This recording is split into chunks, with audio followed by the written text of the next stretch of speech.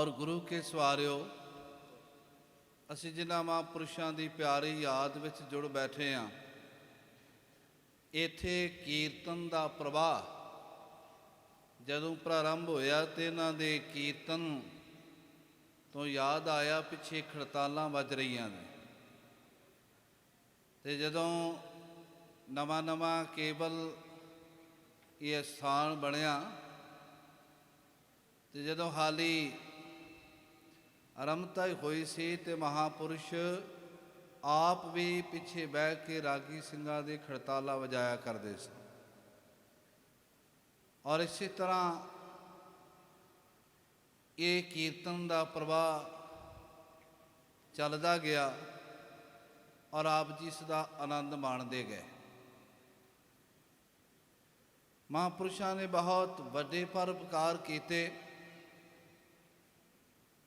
ਜਦੋਂ ਅਸੀਂ ਉਹਨਾਂ ਦੇ ਜੀਵਨ ਵਿੱਚ ਝਾਤ ਮਾਰਦੇ ਹਾਂ ਤੇ ਅਸੀਂ ਗੁਰੂ ਸਾਹਿਬ ਜੀ ਦਾ ਆਦਰ ਸਤਿਕਾਰ ਅਗਰ ਜੇ ਸਿੱਖਿਆ ਤਾਂ ਉਹਨਾਂ ਮਹਾਂਪੁਰਸ਼ਾਂ ਤੋਂ ਸਿੱਖਿਆ ਵੀ ਆਦਰ ਗੁਰੂ ਸਾਹਿਬ ਜੀ ਦਾ ਅਦਬ ਕਿਵੇਂ ਕਰੀਦਾ। ਜਦੋਂ ਉਹਨਾਂ ਨੇ ਗੁਰੂ ਸਾਹਿਬ ਜੀ ਦੇ ਰੁਮਾਲੇ ਸਾਹਿਬ ਦੀ ਸੇਵਾ ਕਰਾਉਣੀ, ਉਹਨਾਂ ਨੇ ਬਿਲਕੁਲ ਇਸ ਗੱਲ ਦਾ ਧਿਆਨ ਰੱਖਣਾ ਔਰ ਤਾਕੀਦ ਕਰਨੀ ਕਿ ਰੁਮਾਲੇ ਪੂਰੇ ਤਰੀਕੇ ਨਾਲ, ਬੜੇ ਸੋਹਣੇ ਤਰੀਕੇ ਨਾਲ ਲਾਣੇ ਨੇ। ਆਮ ਕਰਕੇ ਜਦੋਂ ਸਹਿਜ ਪਾਠ ਦਾ, ਅਖੰਡ ਪਾਠ ਸਾਹਿਬ ਦਾ ਭੋਗ ਪੈਣਾ ਤੇ ਕਈ ਵਾਰੀ ਪੁਰਾਣੀ ਆਦਤ ਜੀ ਚੱਲੀ ਆਉਂਦੀ ਸੀ ਕਿ ਆਮ ਕਰਕੇ ਇੱਕ ਰੁਮਾਲਾ ਭੋਗ ਤੇ ਦੇਣਾ, 2 ਪਲਕਾਂ ਤੇ 1 ਰੁਮਾਲਾ। ਮਹਾਂਪੁਰਸ਼ਾਂ ਨੇ ਕਿਹਾ ਵੀ ਨਹੀਂ, ਜੇ ਗੁਰੂ ਸਾਹਿਬ ਜੀ ਨੂੰ ਰੁਮਾਲਾ ਦੇਣਾ ਹੈ ਤੇ ਦੋਵੇਂ ਰੁਮਾਲੇ, ਥੱਲੇ ਵਾਲਾ ਵੀ ਤੇ ਉੱਪਰ ਵਾਲਾ। ਫਿਰ ਆਦਰ ਅਦਬ ਦੀ ਏਡੀ ਵੱਡੀ ਕਮਾਲ, ਸੁਖਾਸਨ ਕਰਨਾ ਤੇ ਜਿਹੜੇ ਵਸਤਰ, ਮੈਨੂੰ ਯਾਦ ਹੈ ਕਿ ਨਗਰ ਵਿੱਚ ਗਏ, ਉੱਥੇ ਗੁਰੂ ਘਰ ਵਿੱਚ ਦੀਵਾਨ ਸਜਿਆ, ਸਮਾਪਤੀ ਹੋਈ। ਉਦੋਂ ਮਹਾਂਪੁਰਸ਼ ਹੱਥ ਵਿੱਚ ਸੋਟਾ ਰੱਖਿਆ ਕਰਦੇ ਸਨ।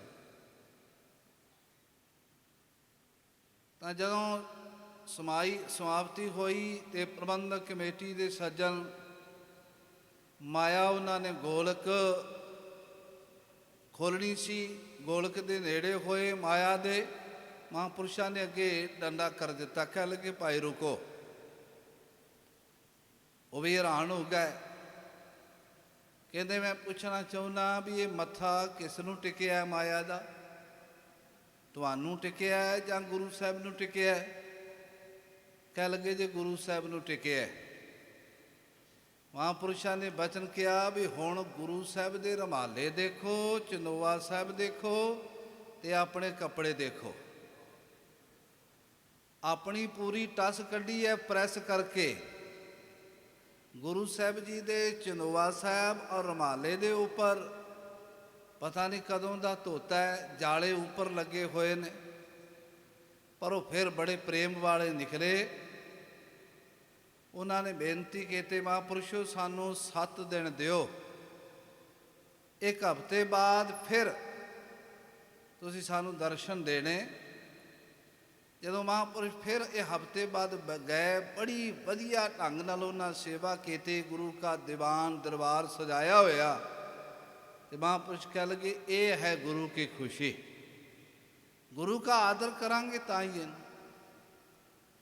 ਇਸ ਕਰਕੇ ਇਹ ਯਤਨ ਕਰਨਾ ਕਈ ਵਾਰੀ ਸੁਭਾਵਕ ਸਾਡੀ ਆਦਤ ਰੂਟੀਨ ਵਿੱਚ ਬੜੀ ਹੁੰਦੀ ਹੈ। ਜਦੋਂ ਜਿੰਨਾ ਚਿਰ ਕੋਈ ਦੱਸੇ ਦਾ ਪਤਾ ਨਹੀਂ ਚੱਲਦਾ, ਜਿਵੇਂ ਆਪਾਂ ਗੁਟਕਾ ਸਾਹਿਬ ਦਾ ਪਾਠ ਕਰਦੇ ਹਾਂ, ਬਾਹਰੋਂ ਆਏ ਗੁਰੂ ਸਾਹਿਬ ਜੀ ਨੂੰ ਨਮਸਕਾਰ ਵੀ ਕਰਨੀ ਹੁੰਦੀ ਏ। ਹੱਥ ਸੁਭਾਵਕ ਹੀ ਥੱਲੇ ਲੱਗਦੇ ਨੇ। ਬੰਦਾ ਉੱਠ ਤੇ ਬਹਿ ਹੱਥਾਂ ਤੋਂ ਬਿਨਾਂ ਨਹੀਂ ਸਕਦਾ। ਉੱਠਣ ਲੱਗਿਆ ਵੀ ਹੱਥ ਥੱਲੇ ਲਾਏਗਾ, ਬਹਿਣ ਲੱਗਿਆ ਵੀ ਲਾਏਗਾ। ਵੀ ਜਦੋਂ ਆਪਾਂ ਨਮਸਕਾਰ ਕਰਦੇ ਆ, ਹੱਥ ਥੱਲੇ ਲੱਗੇ, ਉਹਨਾਂ ਹੱਥਾਂ ਨਾਲ ਫਿਰ ਗੁਟਕਾ ਪਕੜ ਲਿਆ। ਇਹ ਚੀਜ਼ਾਂ ਥੋੜ੍ਹੀਆਂ ਥੋੜ੍ਹੀਆਂ ਧਿਆਨ ਦੇਣ ਵਾਲੀਆਂ ਹੁੰਦੀਆਂ ਨੇ, ਕਿਉਂਕਿ ਇਹ ਗੁਰੂ ਕਾ ਆਦਰ ਹੈ, ਅਦਬ ਹੈ। ਬਾਣੀ ਦਾ ਜਿੰਨਾ ਅਦਬ ਕਰਾਂਗੇ, ਅੱਜ ਤੇ ਅਦਬ ਨੂੰ ਹੋਰ ਹੀ ਰੂਪ ਦਿੱਤਾ। ਜੇ ਕੋਈ ਕਹੀਏ ਵੀ ਗੁਰੂ ਘਰ ਨੂੰ, ਗੁਰਦੁਆਰਾ ਸਾਹਿਬ ਵਿੱਚ ਨਿਜ ਥਾਂ 'ਚ ਏਸੀ ਲੱਗਣਾ ਚਾਹੀਦਾ ਹੈ, ਉਹ ਕਹਿ ਲਗੇ ਗੁਰੂ ਨੂੰ ਕਿਹੜਾ ਗਰਮੀ ਲੱਗਦੀ ਹੈ। ਸਿਆਲਾਂ ਵਿੱਚ ਹੀਟਰ ਲੱਗਣਾ ਚਾਹੀਦਾ, ਗੁਰੂ ਨੂੰ ਕਿਹੜਾ ਠੰਡ ਲੱਗਦੀ ਹੈ। ਇੱਕ ਬੇਨਤੀ ਕਰਾਂ, ਗੁਰੂ ਇਹਨਾਂ ਸਾਰੀਆਂ ਚੀਜ਼ਾਂ ਤੋਂ ਉੱਪਰ ਹੈ, ਪਰ ਇੱਕ ਗੱਲ ਚੇਤੇ ਰੱਖੀ, ਜੇ ਤੂੰ ਕੁਝ ਜ਼ਿੰਦਗੀ ਵਿੱਚ ਲੈਣਾ ਹੈ, ਫਿਰ ਤੈਨੂੰ ਉਹੀ ਆਦਰ ਸਤਿਕਾਰ ਕਰਨਾ ਪਏਗਾ ਜਿਹੜਾ ਤੇਰੀ ਦੇਹ ਖੁਦ ਆਪ ਲੋੜਦੀ ਹੈ। ਤੂੰ ਦੇਹ ਵਿੱਚ ਹੈ ਨਾ, ਦੇਹ ਵਿੱਚ ਰਹਿ ਕੇ ਪ੍ਰਗਟ ਗੁਰਾਂ ਕੀ ਦੇਹ ਤੂੰ ਗੁਰੂ ਨੂੰ ਜਾਣ, ਫਿਰ ਆਦਰ ਕਰ, ਸਤਿਕਾਰ ਕਰ, ਵੇਖ ਤੈਨੂੰ ਕੀ ਮਿਲਦਾ। ਪਿਛਲੇ ਦਿਨ ਆ 1.5-2 ਸਾਲ ਹੋਏ ਨੇ ਕਿ ਪ੍ਰੇਮੀ ਨੇ ਹੁਕਮ ਕੀਤਾ ਕਿ ਬਾਬਾ ਜੀ ਇੱਥੇ ਏਸੀ ਲਵਾਉਣਾ ਹੈ। ਕਿਧਰੇ ਲਵਾਉਣ ਗਏ ਸੋਂ, ਕਹਿੰਦੇ ਵੀ ਗੁਰੂ ਘਰ ਇੱਥੇ ਨਿਜ ਥਾਂ ਅਸੀਂ ਨਹੀਂ ਲੱਗਣ ਦੇਣਾ, ਪਰ ਏਸੀ ਅਸੀਂ ਨਿਜ ਥਾਂ ਲਈ ਰੱਖਿਆ। ਅਸੀਂ ਆਖਿਆ ਵੀ ਇੱਥੇ ਲਾਓ, ਕੋਈ ਗੱਲ ਨਹੀਂ। ਭਾਵਨਾ ਬੜੀ ਵੱਡੀ ਚੀਜ਼ ਹੈ। ਕੋਈ ਆਦਰ ਨਾਲ, ਭਾਵ ਨਾਲ ਗੁਰੂ ਚਰਨਾਂ ਵਿੱਚ ਆਉਂਦਾ ਹੈ। ਦਾਸ ਬੇਨਤੀ ਕਰਦਾ, ਕਈ ਪ੍ਰੇਮੀਆਂ ਦੀ ਇੱਛਾ ਹੁੰਦੀ ਹੈ ਗੁਰੂ ਸਾਹਿਬ ਨੂੰ ਚੌਰ ਕਰੀਏ। ਭਾਈ ਰੱਜ ਰੱਜ ਕੇ ਕਰੋ ਚੌਰ ਸਾਹਿਬ, ਆਦਰ ਨਾਲ ਹੱਥ ਸੁੱਚੇ ਕਰਕੇ ਸਾਰਾ ਦਿਨ ਕਰੋ, ਕੌਣ ਰੋਕਦਾ ਹੈ। ਸਾਰਾ ਦਿਨ ਪਾਠ ਕਰੋ, ਕੌਣ ਰੋਕਦਾ ਹੈ।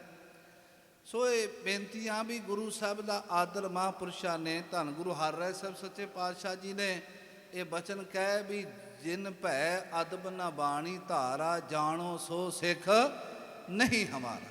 ਵੀ ਜਿਹਨੇ ਬਾਣੀ ਦਾ ਭੈ ਨਹੀਂ ਰੱਖਿਆ, ਆਦਰ ਨਹੀਂ ਕੀਤਾ, ਉਹ ਸਾਡਾ ਸਿੱਖ ਕਿਵੇਂ ਹੈ। ਤੇ ਮਹਾਂਪੁਰਸ਼ਾਂ ਨੇ ਖੁਦ ਕਹਿਣਾ, ਦਾਸ ਨੂੰ ਖੁਦ ਪਤਾ ਹੈ, ਪਹਿਲੇ ਦਿਨ ਭਾਵੇਂ ਗਿਆਨੀ ਰਣਜੀਤ ਸਿੰਘ ਜੀ ਗੌਰ ਸਾਹਿਬ ਬੈਠੇ ਨੇ, ਥੋੜ੍ਹੀ ਬਾਲੀ ਕਥਾ ਜਦੋਂ ਦਾਸ ਆਇਆ ਕਰ ਲੈਂਦਾ ਸੀ। ਵੈਸੇ ਵੀ 5-7 ਹਜ਼ਾਰ ਕਿਤਾਬ ਉਸ ਵੇਲੇ ਤਕਰੀਬਨ ਮੈਂ ਆਪਣੀ ਨਜ਼ਰ ਵਿੱਚੋਂ ਕੱਢੇ ਸੀ। ਤਾਂ ਇਉਂ ਲੱਗਦਾ ਸੀ ਵੀ ਸ਼ਾਇਦ ਬੜੇ ਵਿਦਵਾਨ ਆ, ਹੁਣ ਲੋੜ ਕੋਈ ਨਹੀਂ। ਪਰ ਜਦੋਂ ਮਹਾਂਪੁਰਸ਼ਾਂ ਕੋਲ ਆਏ, ਉਹਨਾਂ ਨੇ ਕਿਹਾ ਵੀ ਗੱਲ ਇਹ ਹੈ ਵੀ ਕਥਾ ਤੇ ਜਦੋਂ ਲੋੜ ਹੋਏਗੀ ਉਦੋਂ ਕਰਾਂਗੇ, ਪਹਿਲਾਂ ਮੈਨੂੰ ਰੁਮਾਲੇ ਲਾ ਕੇ ਵਿਖਾਓ। ਔਰ ਸੱਚ ਹੈ, ਰੁਮਾਲੇ ਲਾਉਣ ਲੱਗੇ ਤੇ ਉਹ ਜਿਵੇਂ ਆਦਤ ਪੁਰਾਣੀ ਬਣੀ ਹੁੰਦੀ ਹੈ, ਬਾਬਾ ਜੀ ਕਹਿੰਦੇ ਇਸ ਤਰ੍ਹਾਂ ਨਹੀਂ। ਇੱਥੇ ਇੱਕ ਵਿੱਚ ਖੰਡਾ ਹੁੰਦਾ ਸੀ, ਤੇ ਉਸ ਖੰਡੇ ਵਿੱਚ ਇੱਕ ਛੋਟਾ ਜਿਹਾ, ਉਸ ਖੰਡੇ ਵਿੱਚ ਖੰਡਾ ਬਣਿਆ। ਤੇ ਬਾਬਾ ਜੀ, ਪੁਰਾਣਾ ਹਾਲ ਸੀ, ਇੱਥੇ ਆਪ ਜੀ ਦੇ ਕਮਰੇ ਦੇ ਦਰਸ਼ਨ ਕੀਤੇ ਸਨ। ਰੁਮਾਲੇ ਲਵਾ ਕੇ ਮੈਨੂੰ ਕਹਿ ਲੱਗੇ ਬਿਲਕੁਲ ਠੀਕ ਹੈ, ਕੋਈ ਗਲਤੀ ਤਾਂ ਨਹੀਂ। ਮੈਂ ਕਿਹਾ ਜੀ ਮੈਂ ਆਪਣੇ ਵੱਲੋਂ ਤਾਂ ਬਿਲਕੁਲ ਠੀਕ ਕੀਤਾ। ਸਾਹਮਣੇ ਖਲੋ ਗਿਆ, ਕਹਿ ਲੱਗੇ ਹਾਲੀ ਗਲਤੀ ਹੈ। ਦੇਖਿਆ ਉਹ ਛੋਟਾ ਜਿਹਾ ਜਿਹੜਾ ਖੰਡਾ ਸੀ, ਉਹ ਫਿਰ ਕੇ ਤੇ ਥੱਲੜੇ ਪਾਸੇ ਆਇਆ ਹੋਇਆ ਉਹਦੇ ਵਿੱਚੋਂ। ਮੈਨੂੰ ਕਹਿ ਲੱਗੇ ਦੇਖ, ਉਹ ਖੰਡੇ ਵਿੱਚੋਂ ਛੋਟਾ ਜਿਹਾ ਖੰਡਾ ਜਿਹੜਾ ਉਹ ਫਿਰ ਕੇ ਥੱਲੇ ਨੂੰ ਆਇਆ ਹੋਇਆ। ਮੈਂ ਕਿਹਾ ਨਜ਼ਰ ਹੀ ਨਹੀਂ ਪਿਆ। ਕਹਿ ਲੱਗੇ ਨਜ਼ਰ ਬੜੀ ਬਰੀਕ ਚਾਹੀਦੀ ਹੈ, ਬੜੀ ਬਰੀਕ ਨਜ਼ਰ ਚਾਹੀਦੀ ਹੈ। ਭਗਤ ਕਬੀਰ ਸਾਹਿਬ ਵਾਕਈ ਕਹਿੰਦੇ ਨੇ, ਕਹਿ ਲੱਗੇ ਹਾਥੀ ਨੂੰ ਖੰਡ ਚੁਗਣੀ ਪਵੇ ਰੇਤ ਵਿੱਚੋਂ, ਤੇ ਫੁੰਕਾਰਾ ਮਾਰ ਕੇ ਸਾਰੀ ਉਡਾ ਦਿਓ। ਰੇਤ ਵਿੱਚੋਂ ਖੰਡ ਚੁਗਣੀ ਹੈ, ਕਹਿ ਲੱਗੇ ਕੀੜੀ ਦੀ ਚਾਲ ਚੱਲਣਾ ਹੁੰਦਾ ਹੈ।